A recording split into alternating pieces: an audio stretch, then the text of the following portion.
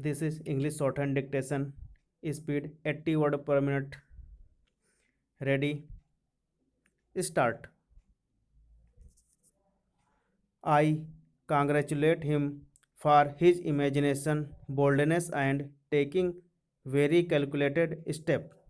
Deficit financing is a very effective instrument in the hands of the finance minister, which has to be used in a very calculated and selective manner. Otherwise, undesirable consequences are bound to follow. But here the finance minister has weighed every step and taken calculated risk. We can very well analyze the assumptions which he was having in his mind when he took this step, where he did not levy any additional tax and left such big deficit uncovered. According to him, he had two or three assumptions. One is that monsoon is going to be good.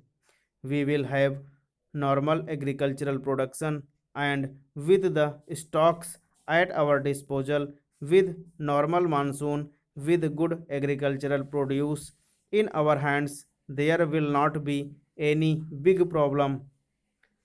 That is one assumption. Another assumption is what he has clearly stated in his budget speech, announcing a number of concessions in the case of direct taxes. He expects that everyone will behave properly. Exemption limit was raised from rupees 40,000 to rupees 50,000. Surcharge reduced from 20 to 10%. He expects better tax returns to be filed so that he will be able to concentrate on major parties, leaving out the smaller one as far as possible.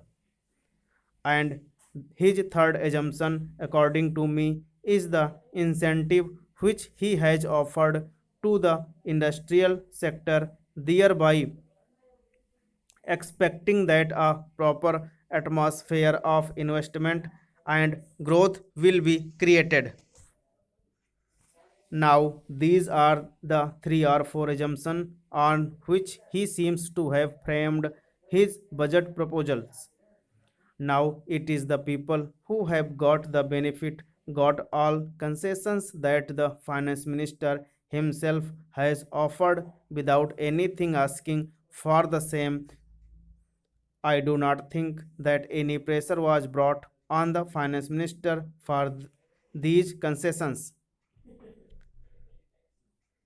He, on his own, knowing working of the industry department, knowing also the working of the finance department, has announced so many concessions with a view to create a proper atmosphere of growth and production.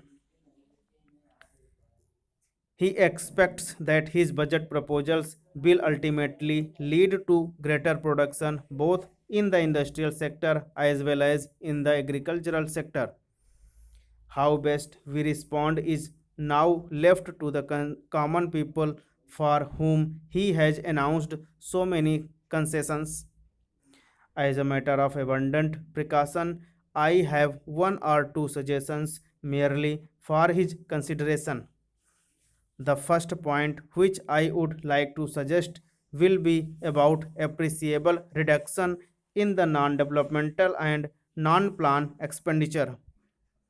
If this can be resorted to, a large number of schemes can be transferred to the respective state governments.